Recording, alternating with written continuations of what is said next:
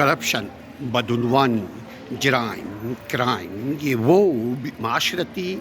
और कानूनी बीमारी है जिससे ये वो दीमक है जिससे अगर किसी में लग जाए, किसी कोई इंसान करप्ट हो जाए, कोई मुल्क के हुक्मरान करप्शन को जायज़ समझने लगे और ये कहने लगे कि करप्शन से मुल्क की तरक्की में कोई रुकावट नहीं है, करप्शन अगर हमारे मुल्क में हो, रियासत में हो या इदारे में हो तो तरक्की नहीं रुकती। करप्शन उनके लिए जायज़ है और आवाम के दिलो दिमाग में एक बात है कि करप्शन अगर कोई करता है, मुल्क का दिवालिया उससे कोई ताल्लुक़ नहीं है। या कहते हैं कि अगर वो पैसा कमा रहा है, अगर वो खा रहा है तो खिला भी तो रहा है। ऐसी सोच अगर किसी रियासत या इदारे में हो तो उस इदारे का अल्लाह ही हाफ़िज़।